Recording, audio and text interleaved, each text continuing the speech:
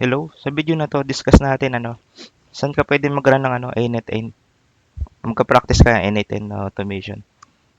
So ito sa render.com, onrender.com. So libre lang to.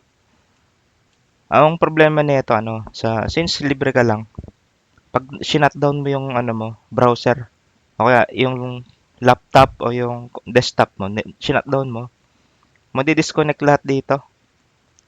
Hindi na siya gagana, pero i-automate mo. So matitigil na siya yung functionality.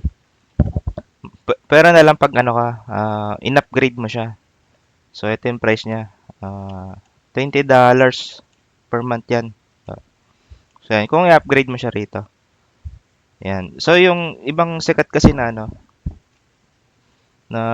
web hosting, yung gamit ng mga karaniwan nito. Hostinger. So, ito rin tinuturo dito sa atin, karaniwan. Ito yung monthly niya. 6.49 per month. 6.5 per month. Ito yung CPU niya, 1 tsaka 4. One core lang siya, single core, 4 gig. Tapos ito yung isang magandang alternative niya. Itong Contabo. Ito, Contabo. Pwede ka rito N8N hosting yan. Pounds to 4.4. So ano rin siya, mga 6.5 din ata to. Hawig din siya rito.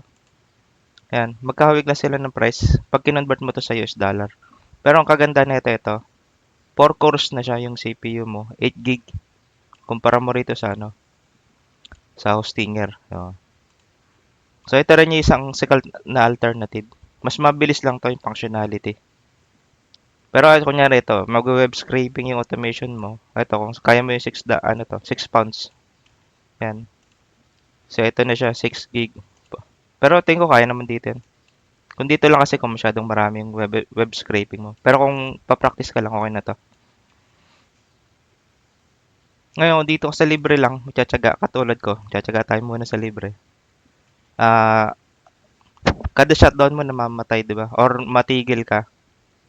Mamatay. So, para hindi masave yung data mo rito, para hindi mawala, kailangan mo ng cron job. So, ito yung render di ba? Ito cron job. I-integrate mo rito. I-add mo yung mo rito. Itong instance mo rito. I-add mo rito sa cron job. Parang every 15 minutes, parang niyan gagawin niyang busy to. So, para hindi nito ma-detect na idle ka lang. Kasi pag na-detect ito, idle ka kaya nag-shutdown. Mawawala yung ginawa mo rito.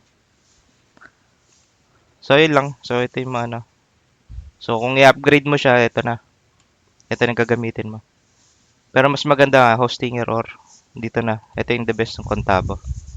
Okay, yun lang. Okay, bye.